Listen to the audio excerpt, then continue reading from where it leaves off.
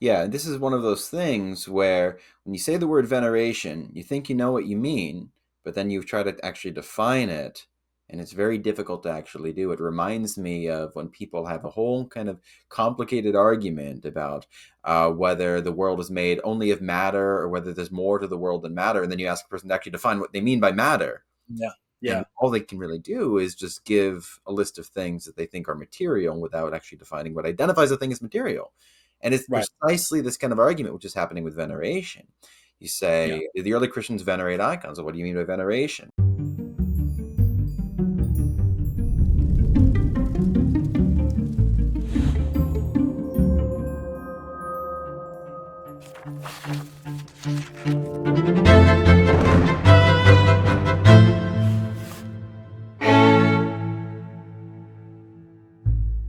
Hi, everyone. This is Seraphim Hamilton, and today I am very pleased to welcome back Michael Garten, who has just published his new book, Early Icons, Documenting Evidence for the Creation and Veneration of Christian Imagery Before the Council of Nicaea. And so today I want to do a few things. First, I want to encourage everybody to go look at the pinned comment and purchase this book. You can find it in both physical and digital forms. And I also want to talk to Michael about the origins of the book, what he's learned in working through this early evidence, and where he thinks the conversation can go from here. So thanks so much for coming on, Michael.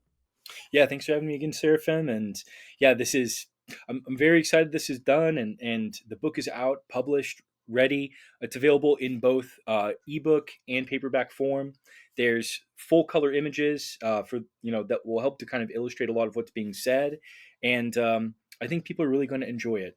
It's Yeah. got quite the reception so far. So. Yeah, yeah. Can you tell us a little bit about the origins of this book? At what point did you become interested in this particular question, and how did you begin the process of combing through the patristic literature and other kinds of evidence in order to get something like this together? So this has actually been a long time coming in some ways because I had a friend who challenged me on the question of the Ante-Nicene Church and their attitude towards images, and who basically attempted to argue and persuade me that the Ante-Nicene Church was completely aniconic. This fellow is an Anabaptist guy. I think he's kind of still out there. I see him on YouTube occasionally. Really swell guy. Um, I didn't have that good of a response to him at the time, and as I looked through, the written and the physical evidence that I was aware of, there wasn't anything too conclusive that stuck out to me. I got a hold of Father Stephen Bigham's book, Early Christian Attitudes Towards Images, at that point, and it definitely helped to like frame things for me and provide some additional backup for the claim that the early Christians had icons and used them in a reverential manner, that they venerated their images. Um, but I kind of put all of that aside for about 10 years. Didn't touch that subject very much. Picked up an occasional quote from Origen here and there that I saw no one else talking about, and just kind of let it rest. So Yeah, it was about 2 years ago, about a month after Dr. Ortland published his very popular video yeah, on yeah, this subject. About a month after that, my now godson Christian, he approached me at church one day, and he was kind of like, "Hey, did you see this video by Gavin Ortland?" Christian had actually met Gavin and talked to him in person about this before, which was very interesting in its own right, and shows how dedicated he was to like really searching these things out. And it really did strike me as I kind of looked around online, that the responses that were coming out, they had merit, but they weren't really making a positive case. yeah, And and I thought to myself, like, well, I mean, there's probably some evidence out there that's been overlooked, and maybe if I look around, I might find a thing or two. yeah, So I prayed. Very very specifically asked for God to light my path and guide me as I look for this. Um, and it, in a lot of ways, doing something like that is, it's kind of like almost testing um, the truth of what you accept in yeah, some. There's a certain amount of like, okay, God, like I do believe that there was image veneration this early on. I don't see all the evidence yet. I don't need the proof in terms of like scholarly proof. I don't yeah, even need written proof, because it is fine to accept things just because the church teaches them. Yeah. So I wasn't necessarily expecting to find that much. Uh, but then as I started to like research this, it became more and more clear that there were just a lot of things that were already acknowledged in the scholarship that Yeah. were either overtly saying, like, yes, these images were used in a ritual manner, they had a devotional use early on, they were venerated, or scholars were making claims that basically ended up implying that that is the case by like logical necessity from what they were saying. Not that every scholar in particular would always, concede that point, but that what they said would lead there. Yeah. So I start to notice this pattern, and then something hit me one day that we had been we've been looking at these examples of early Christian images and early attestation to the use of images. And the examples that stuck out to me were like Clement's talk about the seals, and Tertullian's talk about the cups painted with the image of the Good Shepherd. And I Hmm. was like, but what are those? Yeah. What are signets exactly? And that opened up an entire can of worms. And I was like, what are these cups that Tertullian is talking about? Like, is there any relationship between that and anything else in the ancient world? And the more I dug into that question of the relationship between early Christian art and the art of the surrounding Roman civilization and related cultures that are kind of on the periphery of the Roman Empire, the more and more clear it became that like there was not in the ancient world in general an understanding of art as this kind of like spectator sport where you're just like observing it as merely visual. You have kind of aesthetic appreciation for it, and that's it. That's just not the understanding. Yeah. Um, This is really, I think, one of the theses that the quasi, I'll just call them the quasi iconoclastic position is articulated is that, there may have been creation of images in the early church, but there's no evidence, or there's evidence to the contrary, that they were venerated. And I think what you really point out very well in your book, and I think you're very adept at precisely articulating what it is that you think each piece of evidence proves. You don't overstate your claims. But what you're very adept at showing is that there are certain objects which, by their very nature, imply a kind of ritual interaction, which can be justly called veneration. So, it's like if an archaeologist 2,000 years from today found an American flag, if you know something about American culture, you can expect that probably that flag was lifted up to the top of a pole. Even if you didn't have the pole, even if you didn't have an image, even if you didn't have a written attestation of that particular flag and the way that it was treated, you can assume this flag was on a pole. Or if you have a vase, you can assume that flowers were placed in that vase and that it was maybe used to give a romantic gift or something like that. These are things that we don't even articulate or think about very often because we take them for granted. And I think you're very good at showing how in antiquity these kinds of objects were similarly interacted with in such a way that they were taken for granted, and that it is in the context of these particular objects that we find Christians painting images. And so that yeah. implies some kind of veneration. Yep. Yep. And I know that people they will respond and they'll say, well, but Christians specifically distance themselves from the idolatry of Roman culture. So wouldn't we expect them not to venerate their images? And I think that you have to do a little bit of a deep dive into the fact that not all Roman art, not even all Roman art that had a religious character, was idols. And it's interesting that Christians would then appropriate images from the Roman world, Mm, give their own spin to them. We see this going on already with those ritual cups that Tertullian speaks of, North African likely Christians possessing with the image of the Good Shepherd. That Good Shepherd image, that's a motif that's being adapted from the Creophorus ram bearer figure um, in Roman art. You also have in the case of Clement and his signet rings, he explicitly mentions that he's borrowing the anchor from Seleucus. Seleucus, the reason that he uses that as his seal for his kingdom is specifically because his mother received it as an image in a vision from Apollo. So the idea that Christians have this just allergy to anything that is remotely related in any manner to the art of their surrounding civilization, that's just not correct. Did they reject idols? Yes. And that's one of the things that I touch on in an appendix. I think it's Appendix A. I go really in depth about the distinction between veneration and worship, and show that there's this distinctive class of objects called cult statues, or as we call them more typically, idols, that were treated in a different way from other art. These idols were actually themselves seen as basically being the bodies of gods. They were fed, they were given sacrifices, and that's not the case with other kinds of images, other kinds of objects.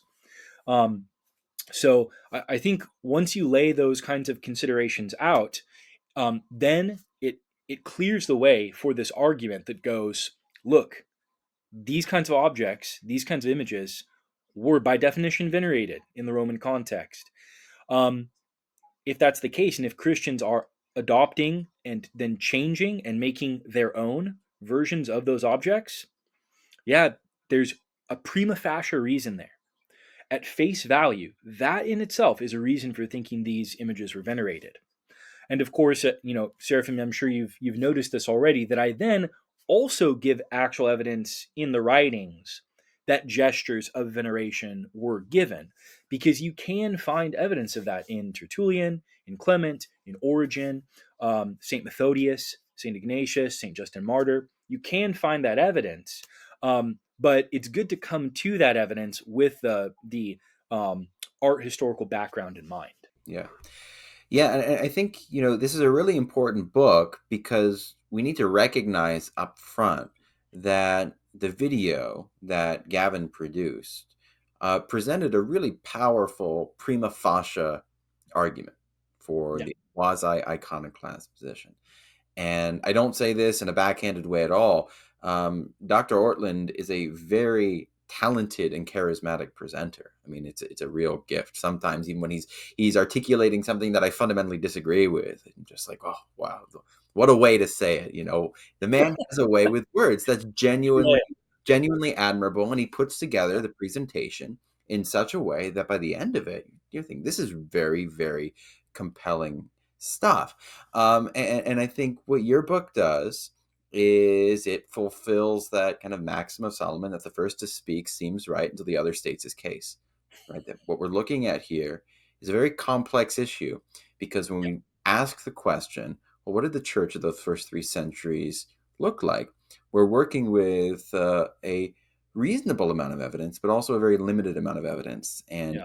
the careful historian has got to be able to some degree to read between the lines, but also read things that are actually there between the lines and not just overstate his case. So what would you say to the person who here's your thesis? And I've already seen some folks on Twitter and elsewhere say stuff like this. He says, well, Michael's a non-specialist, but all historians agree that, and this was an integral part of Gavin's presentation, I think, all historians agree that the Christian cult of images that is recognized at Second Nicaea is a very late, certainly a post-Constantinian development. So what's your take on that kind of argument?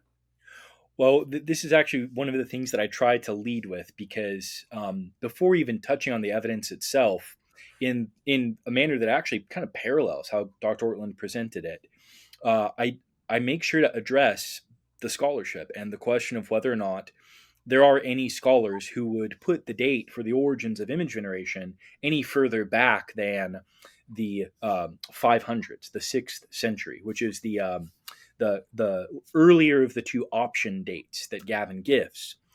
He considers the Brubaker and Haldane 680 AD option, the 7th century option, as when image veneration in its final form really begins. And then he also considers I think this is the view of Kitzinger, Ernst Kitzinger. He also considers that view, which claims that it's in the 500s, towards the end of the reign of St. Justinian the Great. Um, I definitely take the time to address some of that. And the goal wasn't to go into all of the scholarship or even give an overview of it, but just to point out that the simple claim, no scholar believes that there was image veneration before Nicaea. No scholar thinks there's any evidence of that before Nicaea 1, 325 AD. That simple claim is incorrect. Um, and so one of the things that Dr. Ortland had claimed in his response to me and to you is that well, actually, I'm sorry. So I think that this is in his video where he's replying to Craig Truglia. But he basically says, like, there may be some obscure book out there that's kind of like off to the side or whatever that acknowledge that, would say there was image veneration before 325 AD, but no kind of mainstream books say that. That's not a position among the really serious, like, big names in scholarship. Um, and one of the people that he quotes is Mike Humphreys. He quoted Humphreys extensively in his video response to us. Um, as our friend Dave Sims has pointed out, this is a fellow that we noticed in commenting on Dr. Ortland's video and in the comment section on some of ours. He pointed out to us that there's actually a serious misattribution of viewpoints going on when Dr. Ortland says that about Mike Humphreys. Mike Humphreys is very interestingly the author of a compilation of essays that present some of the most up-to-date scholarship on this. And so in some ways, that's actually Dr. Ortland's most important source. The irony is that the quotes that Dr. Ortland uses, where he attempts to attribute to Humphreys the 680 AD view, they actually are the beginning of Humphreys expressing a qualification and then ultimately a rejection of that viewpoint. This is something that I'm sure we'll have more opportunities to go into detail with Dave about in the future. Yeah. But looking at that, that automatically sets things off on a very different foot. If the kind of flagship source actually says kind of the opposite of what Dr. Ortland thought and is actually rejecting that late kind of revisionist 680 AD origin that is the belief of John Haldane and Leslie Brubaker, but is not the belief of this new wave of scholarship. If his flagship source is kind of rejecting that and pushing opening up the possibility of an earlier origin, it definitely raises some questions. I then also talk about the work of Joss Elsner, a premier Oxford historian of late antique art, and how he really does open up the very real possibility. It's quite clear that he regards there as being evidence for Christian image veneration before the Constantinian era, before 325. He doesn't absolutely settle on the question of how early this was, but I do quote other scholars who have views of the art of the catacombs, which clearly acknowledge that it was used in a ritual manner in order to interact with and pray to those who are imaged there. Yeah. And there's a number of other quotes that I include that show quite clearly that there is acknowledgement of the ritual use and the veneration of some of the surviving images we have. And there are scholars who will present, who will express openness about the written evidence and how far back it takes us as well. Yeah. Whether or not the pre-Nicene written evidence or the written evidence about the pre-Nicene church would also indicate that image veneration was an on-the-ground reality there. So, as it turns out, the scholarship is not monolithic and unified, and you see this gradual shift happening in the scholarship about early Christian images and pre-Nicene Christian material culture towards a more ritual-centered approach, which tends to not jump the gun and assume that the only categories of art that Christians would have had are the decorative art or art for teaching purposes, and that they would have rejected anything that was given honorific treatment. Yeah. So yeah. So that conversation is now happening within the academy. What do you think your book, because your book is not just, you are not just summarizing this recent work. What do you think your book in particular adds to this discussion? I think the contribution that I tried to make was not to claim that we with absolute certainty can, come to the conclusion that every single one of these pieces of evidence decisively on its own kind of proves that there was pre-Nicene image veneration. The goal instead, I think, is basically just to say, look, scholarship, you've gone this far. You've Yeah. acknowledged that this is an open question. Joss Elstner, he's kind of set the stage for a re-examination of the evidence. I'm not saying that I'm up to it, that I'm like a professional historian or something, but at the very least, I can quote scholars who are also pointing in that direction, Yeah. and I can point to pre-Nicene remaining physical evidence that we have, which scholars are acknowledging was used to address prayers to Christ the Good Shepherd, or to ritually commemorate and interact with the depicted dead Christian person in the catacombs and so forth. Yeah. And so, in a lot of ways, what I see myself as doing is um, basically just pointing to places where you can take what one scholar is saying, what another scholar is saying, and just draw a simple inference from the fact that there's two people corroborating premises that logically together imply there was pre-Nicene image veneration. Yeah. And in that way, I tried not to rest too much on speculation of my own. I tried to lean much more on when I saw people saying this was likely venerated, this painting was likely venerated. Um, Even if they didn't use the word veneration, I would draw attention to the fact that, look, they're basically saying this was venerated. They're saying there's an honorific gesture being done towards this image. They didn't use that word, but we've set the stage already with the work of Elsner and Jensen and other people to say that this was a real possibility. It's Yeah. time to actually like draw the logical implications of what these two scholars are saying. So Yeah. yeah.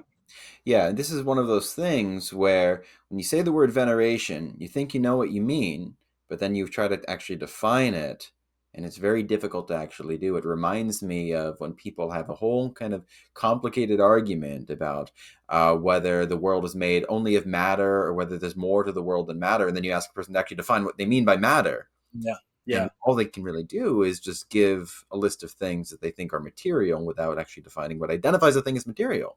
And it's Right. precisely this kind of argument which is happening with veneration. You Yeah. say, the early Christians venerate icons. Well, what do you mean by veneration? Well, is it lighting candles? Is it kissing? Is it all that kind of stuff?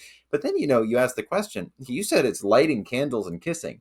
Those are two very different acts. Why are Yeah. you using the same word to designate them? Obviously, there's a deeper principle which can allow you to differentiate between an act which might justly be called veneration and an act which cannot be called veneration. And I think this is a point that you draw out very effectively in the book. And I think that, with all respect to our friends on the other side, it maybe has not really been fully digested or assimilated. So, what kind of responses have you seen, both positive and negative, to the book?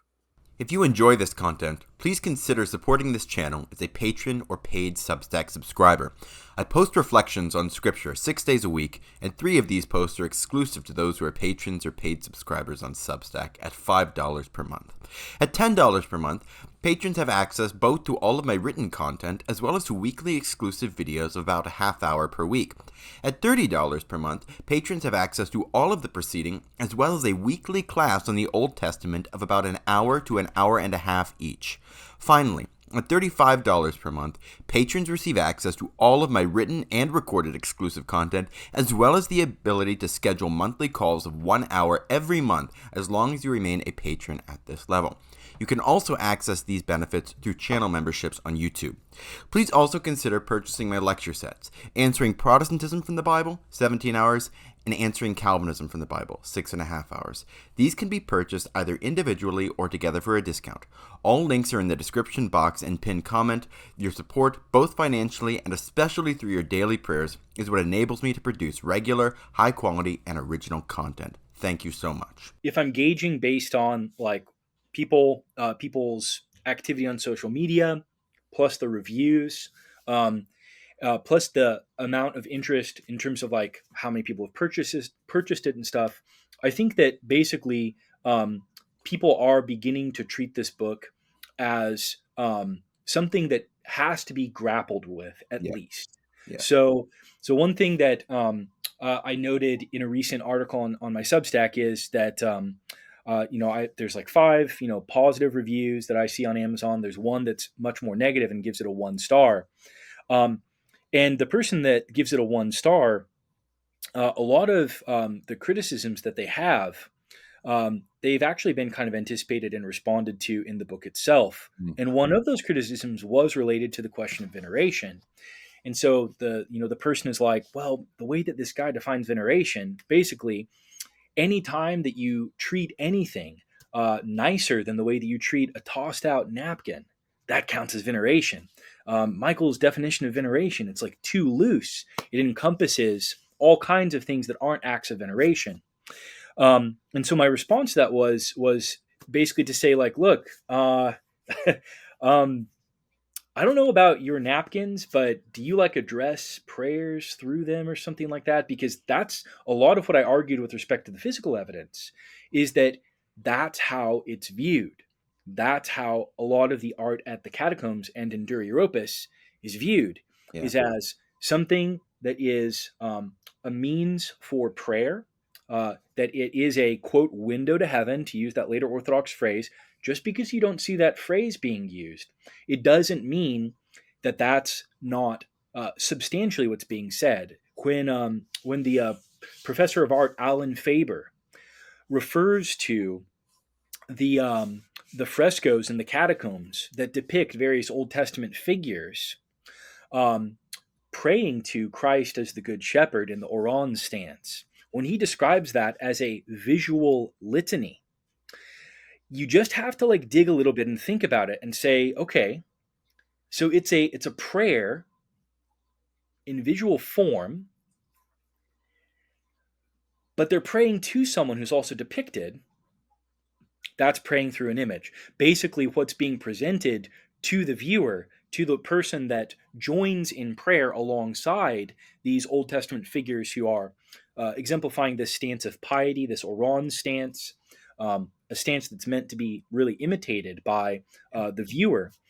Once you acknowledge the fact that the prayer is being addressed through someone who is also depicted, it's very hard to see how that really differs from saying praying through an image, Yeah. using an image as a devotional tool to address prayers to the one depicted.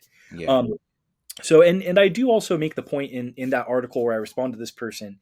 I do also point out other gestures which I've very clearly picked out that are much more intense than just the nice treatment of an object that you care about to some extent. And so all of that to say, I think the book in that regard stands up to those criticisms Yeah. pretty well. So, any other kind of trends in the responses that you see? I do see a lot of people expressing, uh, shall we say, strong feelings about the book, and a lot of conclusions about its contents and whether or not it has succeeded in proving its case that don't really seem to be very closely related to whether the person has read the whole thing. Oh yeah, I've seen. I Like, think most of those people have not read the book. John Carpenter, we're looking at ah, you. yes, Mr. Carpenter, our prayers for you are of the utmost sincerity, and we hope that you'll give it a good read. Yeah. um, but yeah, I've seen this as well. A lot of people. It's one of those things where people have been having an argument for a long time. So this argument, obviously been going on for a long time, but especially since Dr. Ortland put out that video, things have picked up speed, and people are so used to having the argument in a certain way that when a book like Yeah, yours comes out, the impulse is just say, well, this has been refuted, so here's the 5 things that refute it that happen to already be addressed in the book. But people assume when they're confident enough in a position, and I've been guilty of this in the past, when they're confident enough in a position, they assume there's nothing more to be said. And so yeah, I'd encourage all those who, if you're persuaded by the quasi-iconoclastic position, maybe that you can make images, but you can't venerate them, or at least that's how the early Christians treated things. Give this book close read. It's really a very carefully constructed book. And I want to reiterate that one of the things I appreciate most about it is that it doesn't say things like, all the evidence indicates that the apostles made icons, because it's more complicated than that. This yeah, is history. This is not, it's not that straightforward. We don't have a mathematical proof, but we can use inductive reasoning to make a probabilistic case that corroborates the church's traditional conclusion. Yeah. So where are you going next with this? Because it says volume 1. So volume 2, do we have a release date we can announce? I'd like to get it. I'd like to get volume 2 published sometime, maybe early second quarter of next year, 2016. I want to be more realistic about my timeframes here. Frankly, the book is between 20 and 40% written already. I'll be honest. There's actually a lot of stuff that I have already prepared on Eusebius of Caesarea, Yeah. on early Christian engravings and epigraphy. I have some stuff ready already And related to. what's the unifying theme of the book? I would say so. The first book doesn't really treat on portraiture very much. I do Right. talk about it a little bit. Yeah. Towards the end, I talk about a specific. I dedicate the final chapter to what I would actually consider to be a straightforward icon of Christ and the Theotokos in the catacombs, and I Mhm. give various reasons for thinking that it was venerated. But all of that being said, I don't really touch on the question of portraiture as much in this book.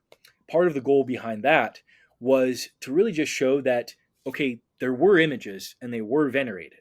And then once you start to look at the portrait question, it definitely it feels a little bit different. You start to look at the evidence from the Acts of John, and Yeah. it's like, oh, well, we know Christians were already venerating images at this time because they venerated the cross. They venerated their altars. They venerated signet images. They venerated images of Christ as the Good Shepherd, which is close to a portrait. They venerated images of Christ as a fisherman, which actually is also close to a portrait. But now I'm actually seeing all this other stuff from Eusebius, the Acts of John. St. Irenaeus seems to be poking at the Carpocratian Gnostics and seems to be kind of indicating that they're counterfeiting something that the church actually has, perhaps. Now that reads a little bit different. So that's been my approach, is to kind of set it up in that way, and to also set up a good conversation about early portrait images, both in the catacombs in terms of the wall paintings as well as the gold glass. This is something Craig Truglia and I have talked about a lot.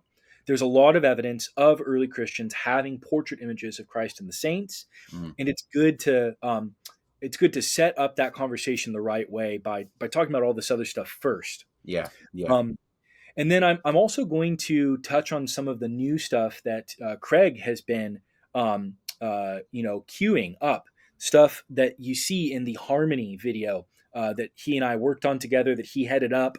Um, some of this evidence from Pompeii I touch on in the Early Icons book. Hmm. I add additional evidence from Pompeii that wasn't discussed by Craig as well. So people that are interested in the signet ring, the holy signet rings that Christians had at the time, that would be a place to look as well in the book.